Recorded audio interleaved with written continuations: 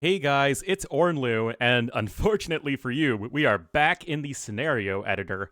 So this video is going to be more random, useless information that you probably don't need to know about AoE2, but it's still pretty interesting in terms of how the game actually works. So when casting the Medieval Masters tournament the other day, ran into a pretty interesting situation, so I'll play you the clip right now. Like the one thing they're good at. But these converted GN swordsmen are doing so much work. I freaking love this unit, guys. Wait a minute, does the HP regeneration transfer? Oh, that's interesting. I didn't know it worked like that. Okay, guys, apparently the HP regeneration is something that is civ-specific, not unit-specific. So your infantry units don't regenerate HP if they get converted. Huh. So yeah, I was pretty surprised because the converted GN swordsman of Yo, so essentially Yo was facing ACCM was the Wu, he made some GN swordsmen, Yo converted them, and then the GN swordsmen weren't regenerating HP. And I was thinking, well, that's really bizarre. Normally, unit stats that you can see on the card will carry over during a conversion, and then the unit's sort of frozen at that point. But why is there an exception for the GN swordsman? So, I'm afraid to answer those questions. We will have to dive into the scenario editor. So, hopefully, you guys will find this informative and maybe interesting if I'm lucky. Alrighty, so right here we have a bunch of different units, and we plan on converting them. So, first things first, you know probably when watching this video that the basic stats, like I said, carry over with the conversion. So right here, we have a Japanese longswordsman. It has a 1.5 reload time instead of a 2 reload time. And when we go convert this guy, you can see that the 1.5 reload time is going to carry over because those sorts of bonuses tend to be intrinsic to the unit as opposed to the civilization. But, of course, the question here is the GN swordsman. So why did that not carry over? Is that something that is perhaps intrinsic to a civilization? Well, for a point of comparison, we have the Georgians here. As you might remember, Georgians are with a civ bonus that is giving their cavalry HP regeneration in the same exact way that the Wu regenerate HP for infantry. But if we convert this knight over here, it will have the regeneration rate still the same. As you can see, you got that regeneration rate of 8. Wu swordsman, regeneration rate of 20. Is that going to carry over? It does. So, the question then becomes, guys, why is it carrying over right now for me, whereas it did not carry over for Mr. Yo in his game? So for that, we're gonna need to get a little bit more complicated. Alright, so with this hand cannon here, I've injured the GN swordsman. So now it's on its attack mode because it's below 45 HP. It's regenerating, of course, and as you probably know, the GN swordsman will switch back into its defensive mode once it's at 45 HP.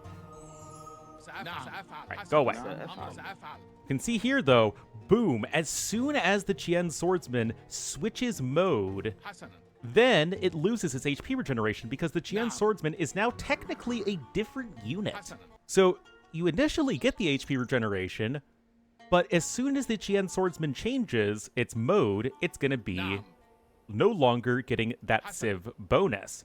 And now the unit is basically generic at this point. And we can see this reflected if we get it in the, convert it in the high HP mode. Alright, so it's in high HP mode. We're going to convert it, and you can see it's still going to be regenerating HP, but if I flip over the POV to player 3 here, and then I damage it, boom, as soon as it goes into the low HP mode, it then no longer has that HP regeneration. But now what? What if I heal it back up with the monk? If I heal it back up with the monk, it will still switch its mode back to the, attack formation, or defensive formation, I guess. But it will still not have the HP regeneration. Yes, you can still play around with the unit and its, unique gimmick of stance changing, but only if you can use sort of your other HP regeneration mechanics to get it back up above that 45 HP threshold. That begs the question, is it just going to be for the GN swordsman, or how does this work with other types of units, if at all? So another example is going to be the Viking Berserk, which just has 40 HP regeneration inherent to the unit. And as you might expect, if I go ahead and convert this guy, it's going to keep its 40 HP regeneration, and that, combined with the Georgian cavalry, should be proof enough that it really has nothing to do with HP regeneration. It has to do with the stance switching or unit mode switching. So, with that in mind, how does this work with, for instance, other types of units? All right, guys, so now we're going to make things more interesting. There aren't too many units in AoE2 that really have like a change form aspect to them, but we do have trebuchets, Rathas, Konniks, and war chariots for the Shu. So let's see how the conversions interact with all of those. So let's start with the war chariot here. It has currently full post-imp upgrades, whereas I, the Japanese player here, have only post-castle age upgrades. I did take away heresy so that I could actually convert it. You can see it's got the +1 attack from chemistry, it has the full defense upgrades, it has siege engineers, and it has the extra movement speed associated with the Shu.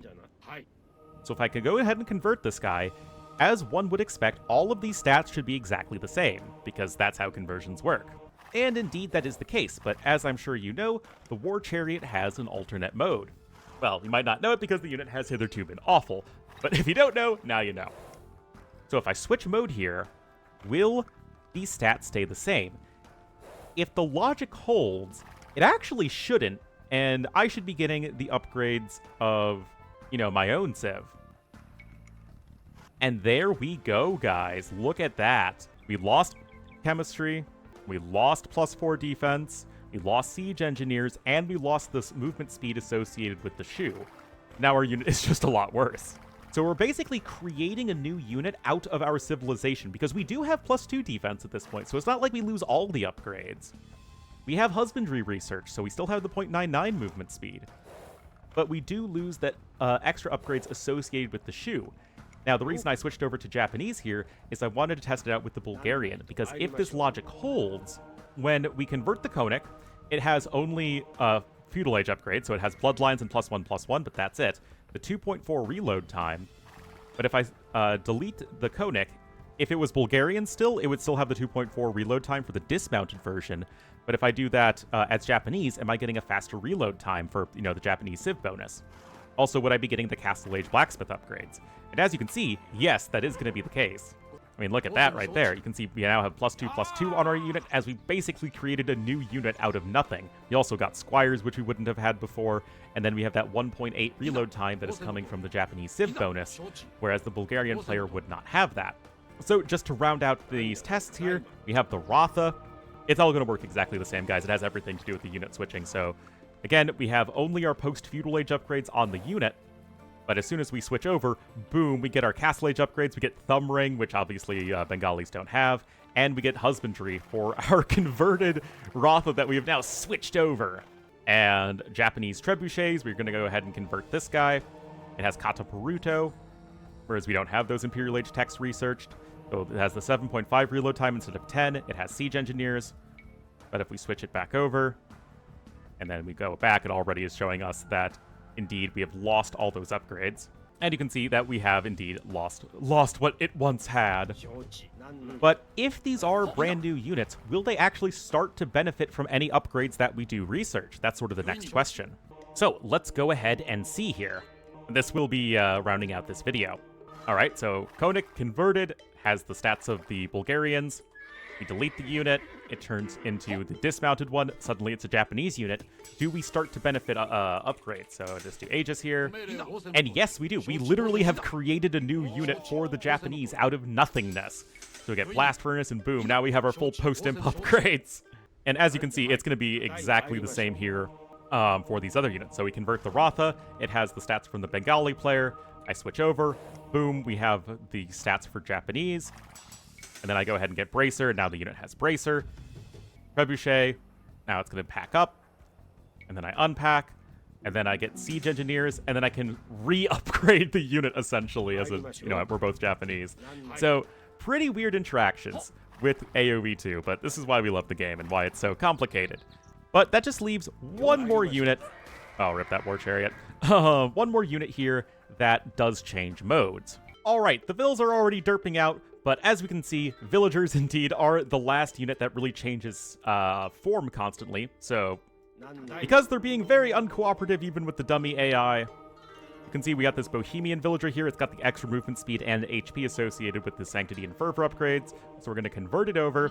Indeed, this is the case. It's a villager, but if we have it go to do any other task than what it's currently set to, it's going to turn right back over here because I'm in the Dark Age, so I don't even have Loom. So I lose all of those bonuses. But if I, in turn, research Loom, then suddenly our villager has that.